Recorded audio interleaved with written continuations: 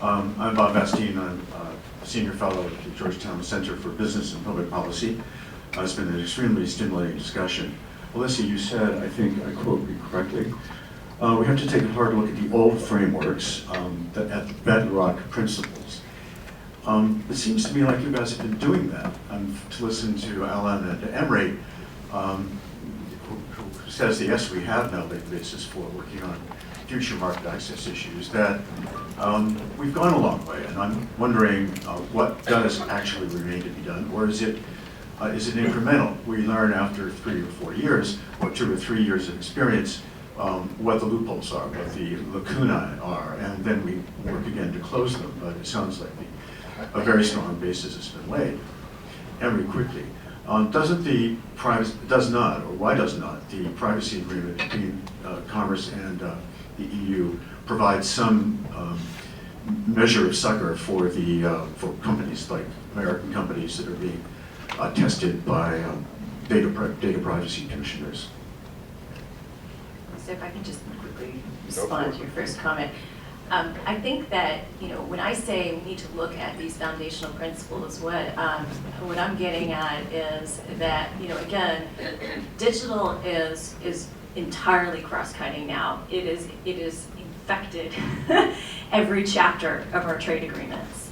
And I think, for example, that is changing the way that our policy-making apparatus looks. We have people like Ambassador Hollyman who have who's got broad oversight over a wide range of portfolios at USTR, and is sort of directing a deeper look at a broad range of issues across those portfolios. But I think that there is still more to do there. There is still more to kind of ensure that the digital economy is being accounted for, in all aspects of our agreements. I think that, a deep dive into the host of digital issues that are in Ambassador Hollyman's portfolio, but also, in the other offices at USTR, is really critical. You take Jonathan, who has, one slice of the world, but, do we replicate Jonathan across USTR?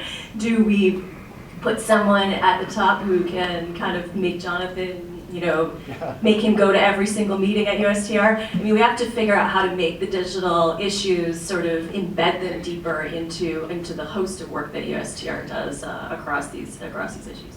That's. I was going to jump in real quick on privacy shield, if you'd like, and then Emily can clean it up. So I will just to respond on the privacy shield issue, because we've been working on this for quite a while. Our hope is that it does provide comfort, the agreement that's been reached, and the kind of certainty that people need. I would just note it is not a finalized agreement in the sense that it still awaits final approval in Europe. I would encourage all those who are interested in this to continue to stay engaged as it plays out over the next months. We're very hopeful, and we also hope that it provides a model, because this will not be the last time that we see these kinds of issues come up. And we've been, for example, very deeply engaged with some of you on thinking about an Asia-Pacific framework that has some similarities to the kinds of privacy shield type cross-border protections for consumers and businesses that people were looking for in Europe. So this is not the end of the conversation, but we're very hopeful about where we've come. So yes, the shield is a unfortunately named agreement, but a good step forward, which should create much more predictability in data flows between the US and Europe.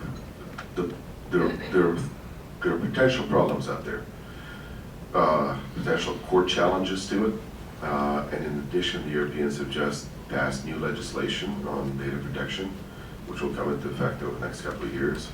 Hard to tell what the implications of that are. And then there are some really core hard issues, which is privacy is a fundamental human right, and there are long-term things we need to think about, both in the context of law enforcement access to information, such as in Brussels and Paris and other attacks, and how we triangulate between those law enforcement concerns, which are part of the privacy shield, context intelligence concerns, and the commercial concerns.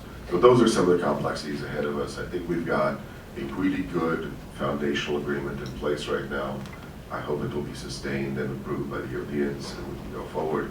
But there are complexities ahead of us that we need to also think about in a realistic way.